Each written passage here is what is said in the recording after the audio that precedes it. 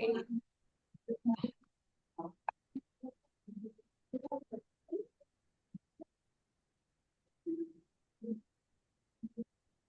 tidak?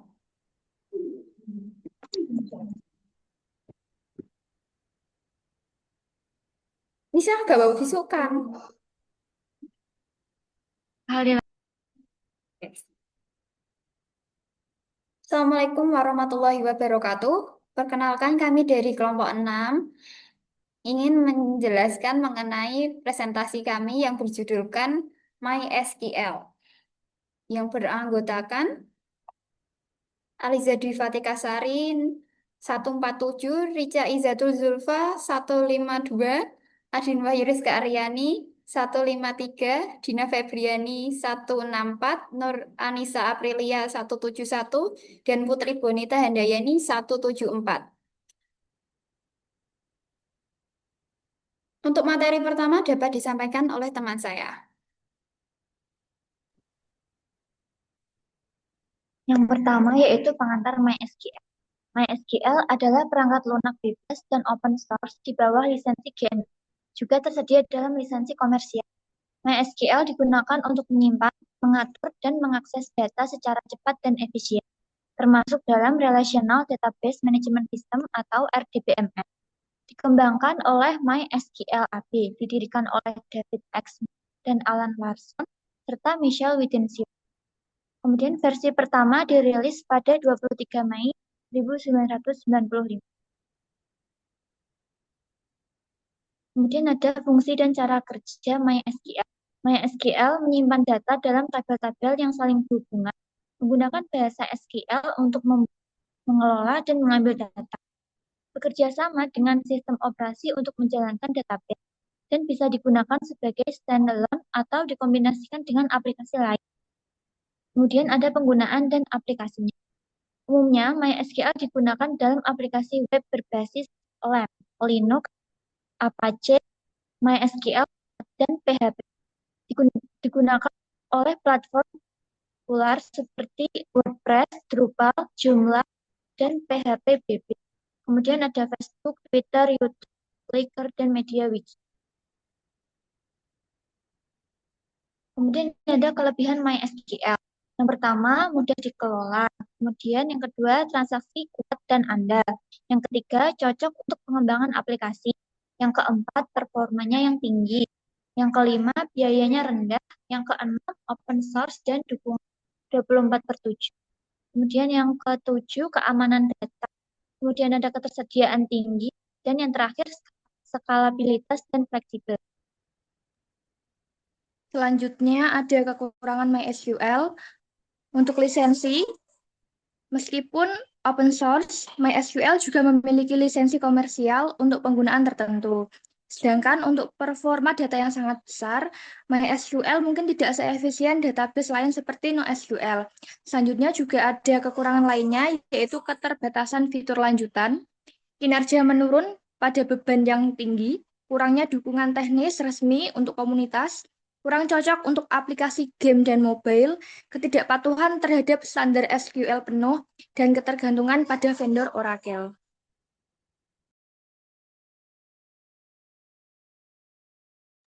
Next. Selanjutnya ada XAMPP, yaitu sebuah aplikasi server yang di dalamnya terdiri dari kumpulan beberapa software seperti PHP-MyAdmin, Apache, MySQL, PHP, Perl, dan lainnya. XAMPP memudahkan pengguna karena pengguna tidak perlu menginstal software di atas satu persatu. Untuk menjalankan software yang ada di dalam XAMPP, pengguna cukup mengklik tombol Start pada XAMPP Control Panel. Untuk mengaktifkan MySQL, pengguna dapat mengklik pada tombol Start di kolom Action, seperti contoh pada slide selanjutnya.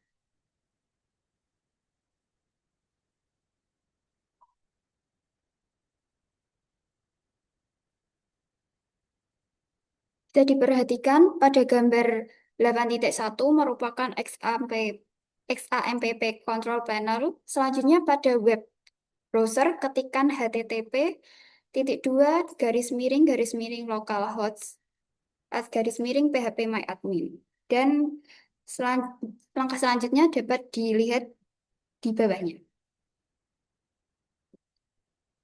Untuk kegunaan dan keuntungan sendiri itu mempunyai yang pertama itu ada pengembangan website, yaitu pengguna dapat membuat, menguji, dan mengedit website lokal sebelum mempublikasikannya. Yang kedua, pengujian aplikasi web. XAMPP memungkinkan pengguna untuk menguji berbagai fitur aplikasi web tanpa perlu terhubung ke server produksi. Yang ketiga, yaitu pengelolaan database. XAMPP dilengkapi dengan PHP MyAdmin, alat untuk mengelola database MySQL atau MariaDB. Untuk keuntungannya, yang pertama itu gratis. XAMPP merupakan perangkat lunak open source yang dapat diunduh dan digunakan secara gratis. Yang kedua, mudah digunakan karena memiliki antarmuka yang sederhana dan mudah dipelajari. Yang ketiga, dukungan komunikasi.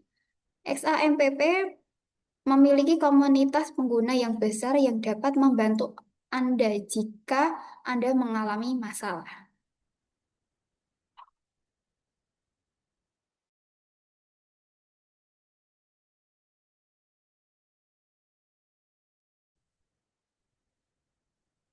Selanjutnya ada PHP MyAdmin. Apa itu PHP MyAdmin?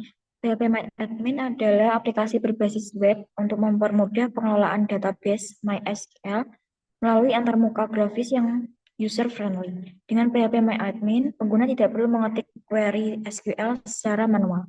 Fitur utamanya yakni membuat, mengubah, dan menghapus tabel database, menambah, mengedit, dan menghapus isi tabel, dan mudah digunakan tanpa harus memahami SQL secara mendalam, serta gratis dan bisa diunduh di phpMyAdmin_net.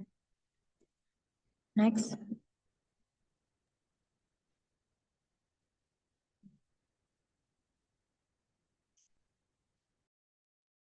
Selanjutnya yaitu ada tipe data. Tipe data SQL digunakan untuk menentukan jenis data yang bisa disimpan di kolom tabel atau variabel dalam database. Meskipun ada beberapa kesamaan dengan tipe data dalam bahasa pemrograman umum seperti Python atau Java, tipe data SQL memiliki fitur dan penggunaan uniknya sendiri. Ada berbagai tipe data SQL, yaitu yang pertama, ada tipe data string atau teks, yaitu untuk menyimpan huruf, angka, dan juga simbol. Contohnya yaitu nama, alamat, dan juga email. Yang kedua, ada tipe data numerik untuk menyimpan angka bulat atau desimal. Contohnya yaitu harga, jumlah, dan juga persentase. Untuk yang ketiga, yaitu tipe data date, yaitu menyimpan tanggal, waktu, atau keduanya. Contohnya yaitu tanggal lahir, waktu, dan juga transaksi. Next. Selanjutnya ada aturan pemberian nama. Dalam pemberian nama tabel dan field dalam MySQL, terdapat beberapa aturan yang harus diikuti, yaitu yang pertama terdiri dari karakter huruf dan angka. Yang kedua, simbol yang dapat dipakai yaitu underscore dan dollar. Yang ketiga, panjang karakter maksimal 64. Yang keempat, tidak membedakan huruf besar dan huruf kecil kecuali untuk alias. Selanjutnya.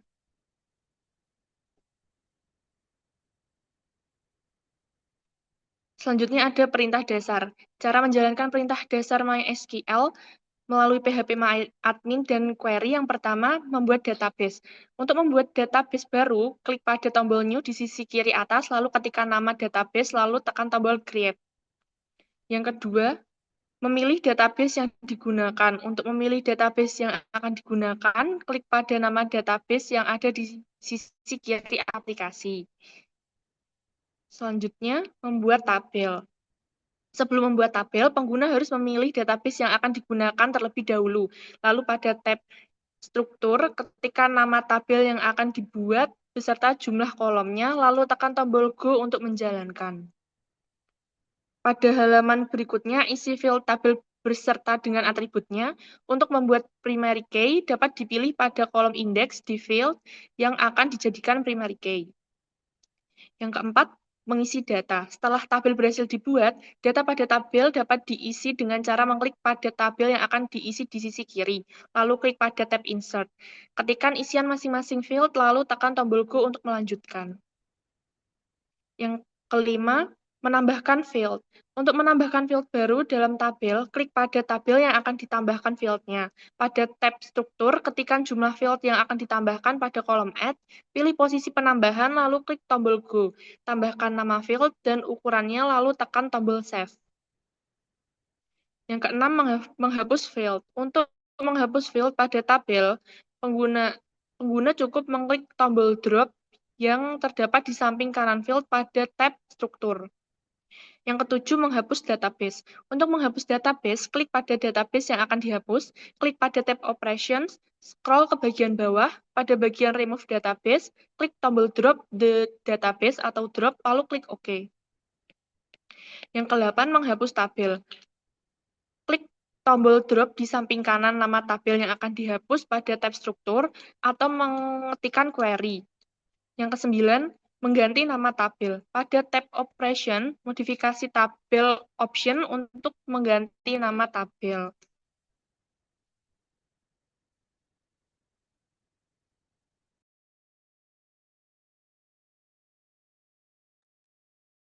Sekian presentasi dari kami. Apabila terjadi kesalahan atau salah kata, kita meminta maaf yang sebesar-besarnya. Wassalamualaikum warahmatullahi wabarakatuh.